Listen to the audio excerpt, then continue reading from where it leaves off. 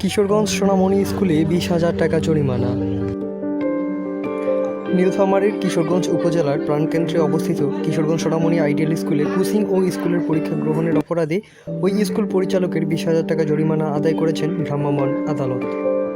মঙ্গলবার সকালে গোপন সংবাদের ভিত্তিতে উপজেলার সহকারী কমিশনার ভূমি পুলিশকে সাথে নিয়ে ওই প্রতিষ্ঠানে অভিযান চালায়।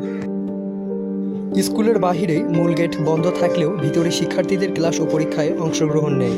সরকার ঘোষিত সারা দেশে শিক্ষা প্রতিষ্ঠান বন্ধ থাকলেও প্রায় 1 মাস থেকে গোপনে ওই প্রতিষ্ঠানে কোচিং, ক্লাস ও পরীক্ষা চলমান রাখায় ভ্রাম্যমাণ আদালতের নির্বাহী ম্যাজিস্ট্রেট উপজেলা সহকারী কমিশনার ভূমি মেহেদী হাসান 20,000 টাকা জরিমানা আদায় করেন।